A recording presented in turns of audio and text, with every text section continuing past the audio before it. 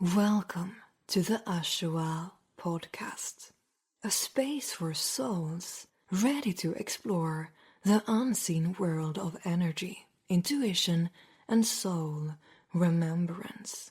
Here, we dive into everything from starseeds and ascension to the psychic senses, past lives, and soul alignment.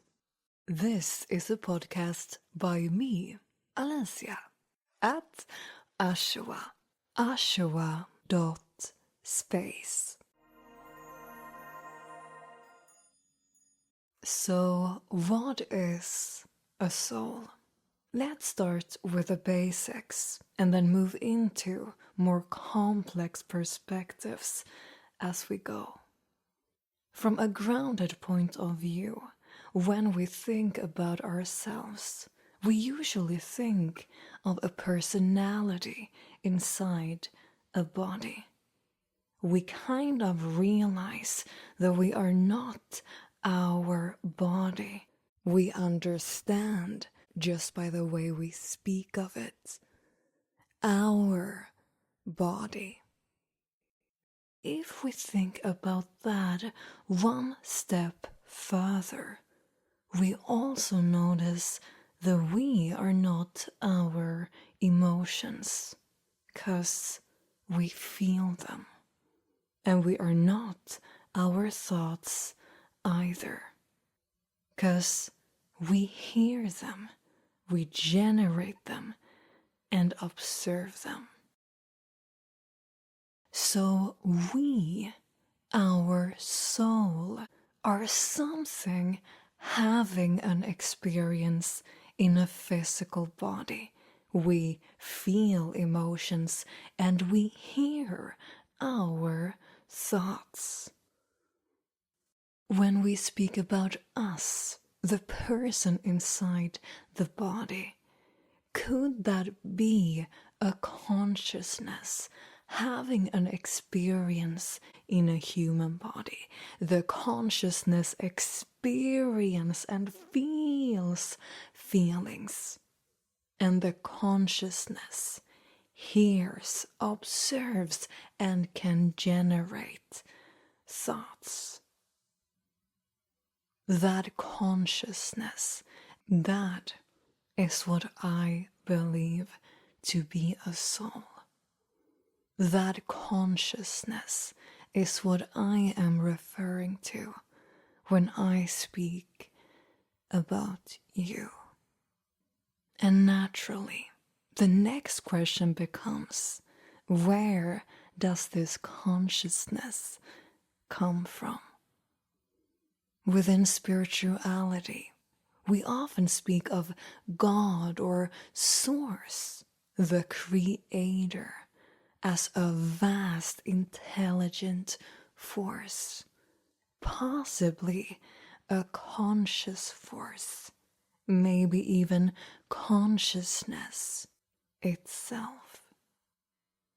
And a common idea within spirituality is that this consciousness, God, Source, the Creator, somehow divides itself into smaller aspects that we call souls.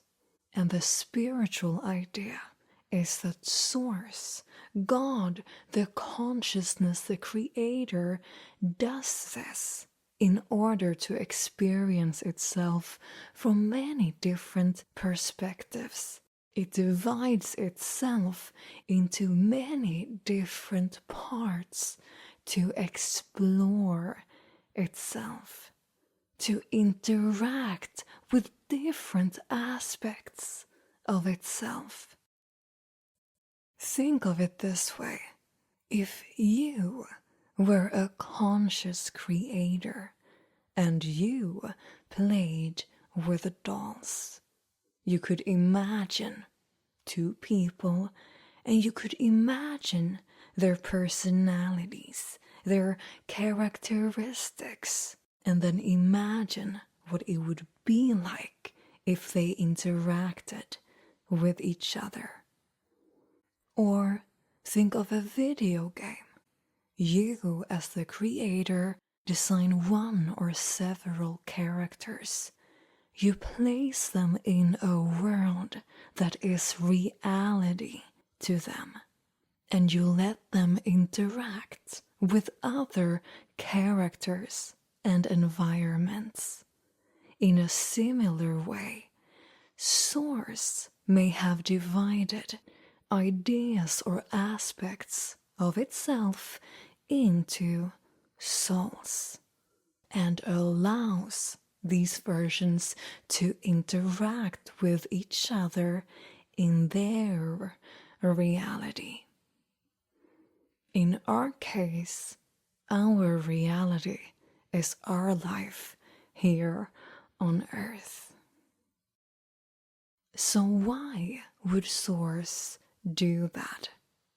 We can't know for sure, but if we use the universal law, as above, so below, as within, so without, we can explore this question from our own perspective. So, what would you do if you could create anything? Again, what would you do if you could create anything? Some might say that they'd create peaceful realities. Others might create a companion, someone they could play with, create with, so they wouldn't feel alone. And some might even recognize that if they were to only create peaceful, loving worlds, eventually they would get bored. So they would create realities with a little bit of drama, challenge, or maybe even conflict.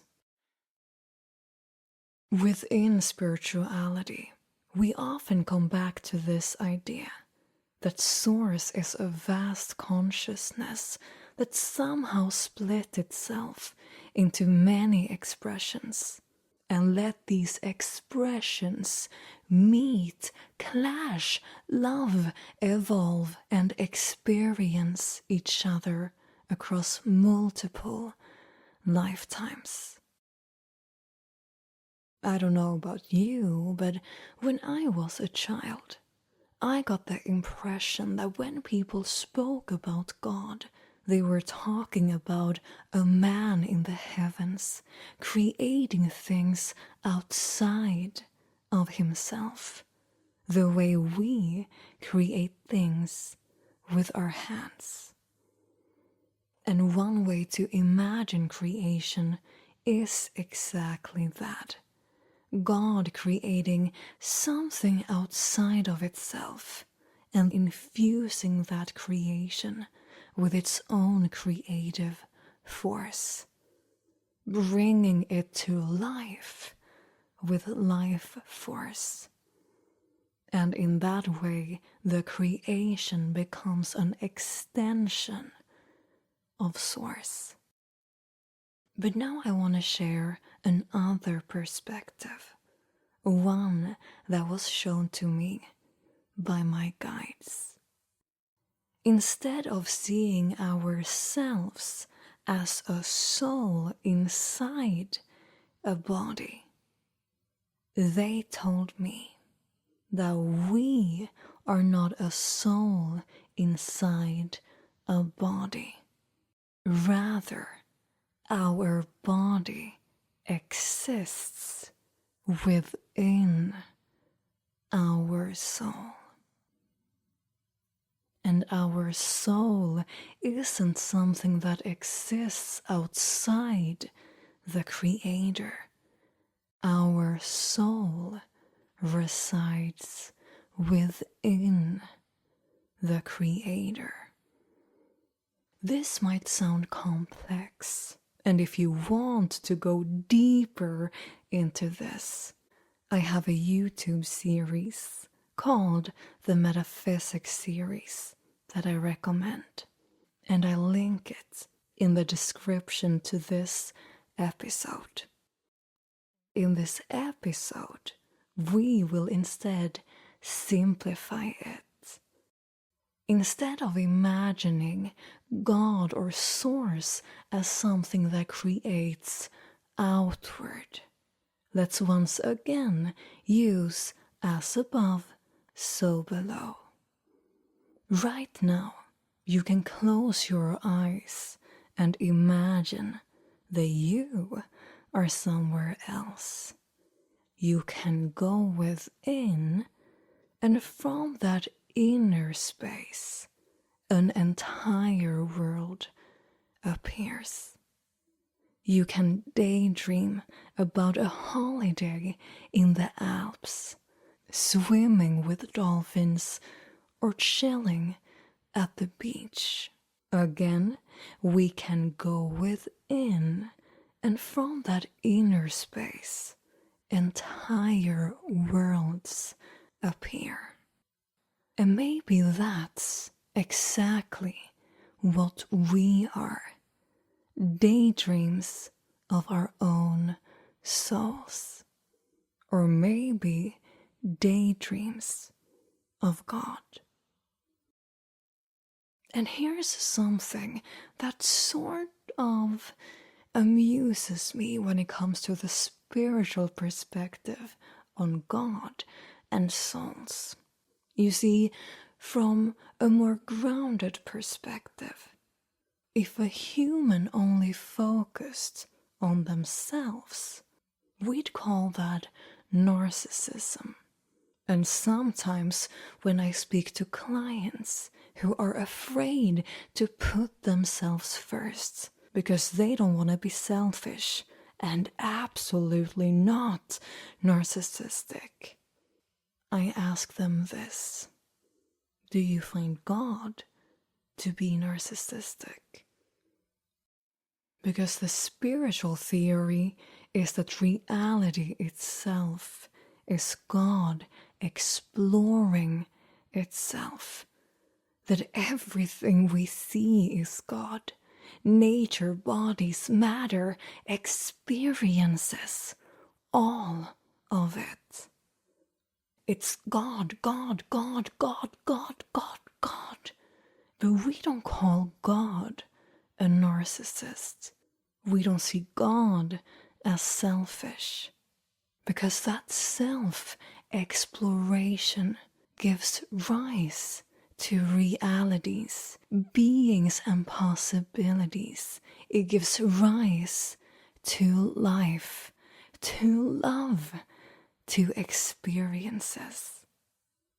And what if the same thing is true for you? You carry so much love and light within you. And when you finally decide to put yourself first, to listen inward and explore yourself, a magnificent, colorful, inner world begins to unfold.